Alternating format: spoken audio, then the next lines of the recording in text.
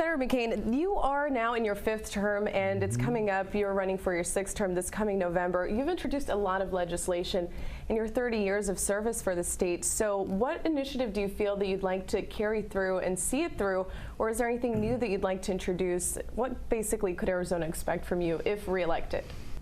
Well, first of all, the world is in more turmoil than it's been since the end of World War II. When we see whether it be in Ukraine being dismembered, all the turmoil in the Middle East, the attacks in San Bernardino, and as chairman of the Senate Armed Services Committee, I'm able to help the men and women who serve. I'm able to make sure they're properly trained and equipped, and that we need to make a lot of reforms as well. So the Armed Services Committee plays a key role there. In Arizona, we are facing a crisis of water. Fire and water will be the issues of the 21st century in Arizona. 20% of our national forests have been burned in the last 10 years, and we're in a 14-year drought. So those issues that I've spent a lot of time on over the years, both national security-wise and Arizona-wise, I think are the top priorities that I would have. But how can Arizona work to distribute or even conserve even in an area where we feel it's not necessary yet? Well, first of all, we're going to have to find out ways to save water.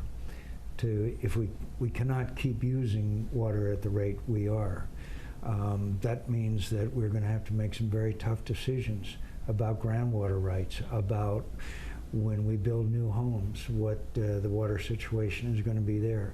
And we're going to have to look at agriculture as well, because right now it is not a sustainable situation. Moving forward, I mean, we have a lot of immigration issues overseas, but always here at the Arizona-Mexican border. And currently, Arizona Customs and Border Protection say that there's been a 500% increase in illegal migrants apprehended at Yuma County's border. I know that you did introduce legislation to combat this issue, but do you think that more extreme measures need to be met with this issue? What we should do is increase our funding and personnel in the 3 countries of Guatemala, El Salvador, and Honduras, so that people who have human rights problems can have those addressed there rather than coming to our border and having legal proceedings taken here. And I know that Arizona's governor introduced a strike force team in order to try to curb that from happening, but what else do you feel can be done, because this is an age-old issue? It's mainly in technology. We now have developed towers that can specifically surveil long stretches of the border.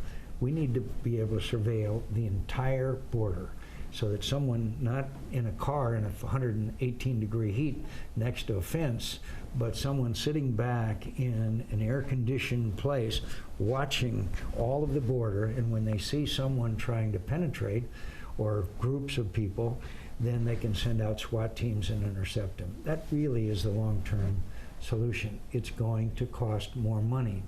And right now there's also over 100-person shortage of our Border Patrol as well as our customs. Right, I also heard that it's because of a pay cut that a lot of them are leaving the job too. Yeah, it's not so much the pay cut as it is the desirability. Look, it gets very hot on our border.